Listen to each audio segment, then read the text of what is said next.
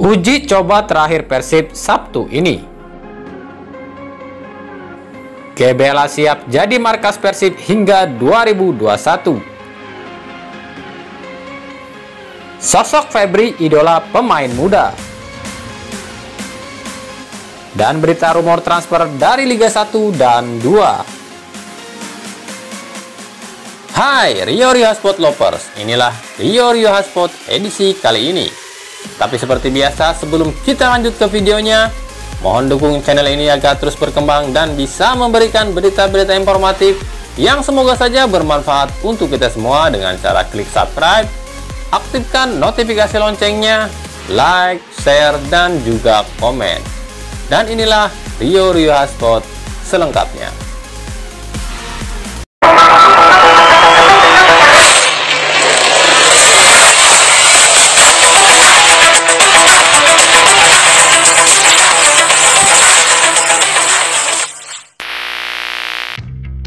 Dua pekan jelang bergulirnya Liga 1, Persib Bandung akan melakukan uji coba terakhir pekan depan. Dua tim yang akan dilawan ialah Bandung United dan PON Jabar. Pelatih Robert Rene Albert menilai dua laga uji coba terakhir masih ada kekurangan.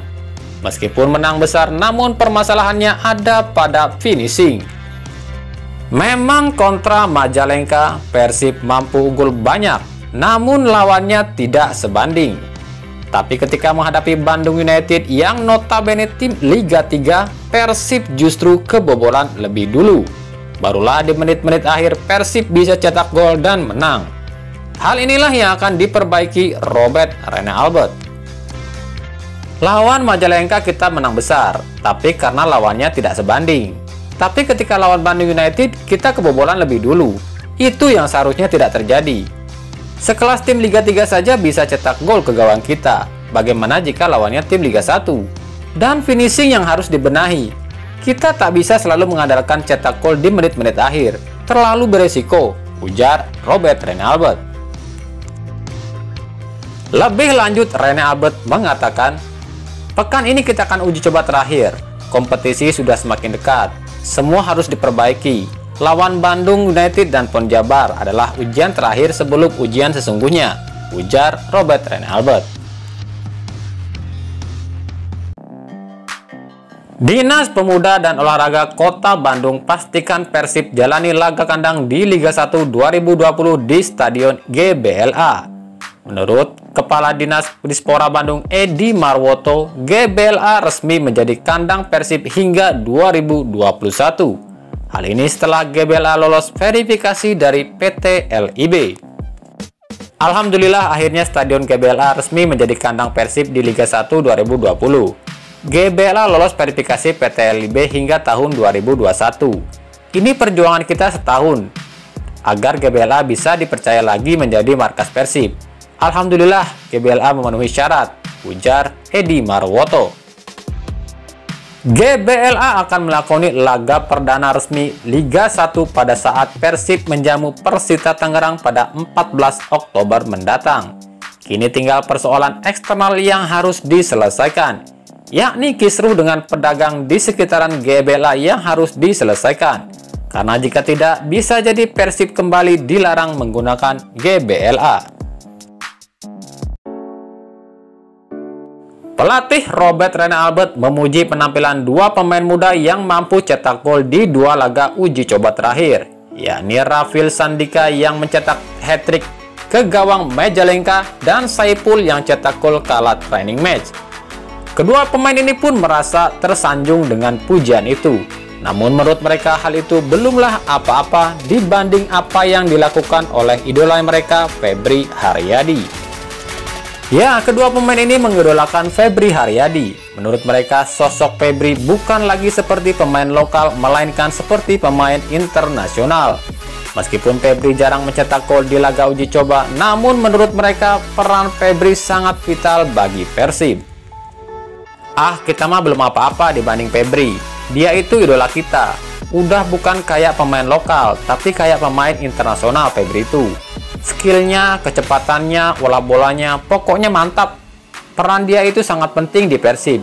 Kalau kita mah belum ada apa-apanya dibanding dia, ujar Saiful.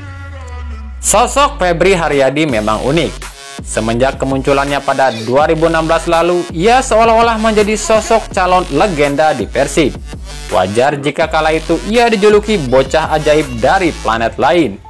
Berbagai julukan pun disematkan padanya, mulai dari Eric Bow, The Flash, Arrow, dan lain-lain. Kini di usianya yang makin matang, permainannya pun semakin dewasa. Olah bola yang terlalu lama kini sudah jarang diperlihatkan. Kini ia justru lebih cenderung membagi dan membuka ruang. Simple, cepat, dan tajam. Itulah kini Febri Haryadi.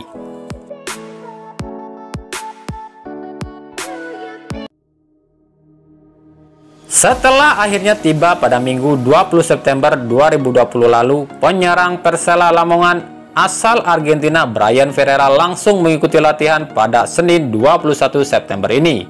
Bryan mengakui senang akhirnya bisa kembali menginjakkan kaki di Indonesia setelah lepas dari PSS Sleman. Saya senang bisa berada di sini setelah sekian lama menunggu. Saya rindu atmosfer sepak bola Indonesia, ujar Bryan Ferreira.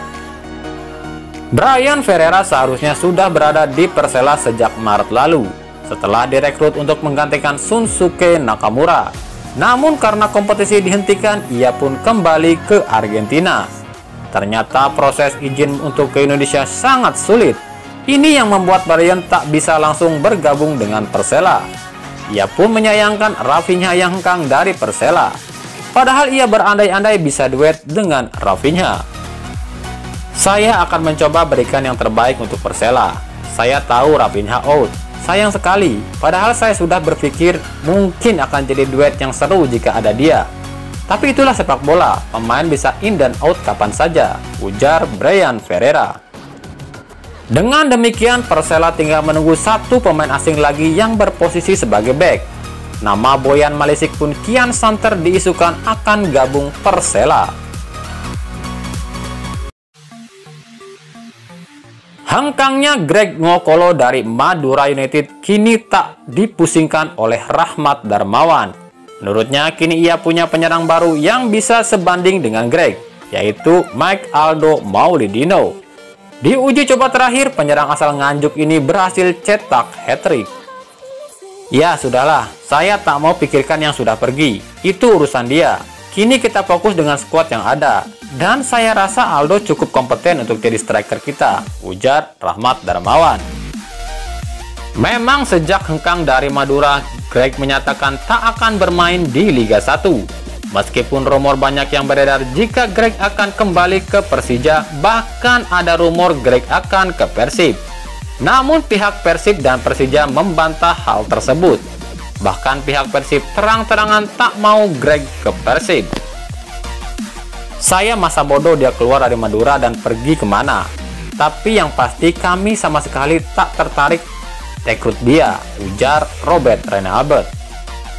Kabar terbaru, Greg diminati tim Liga 2 PSMS Medan.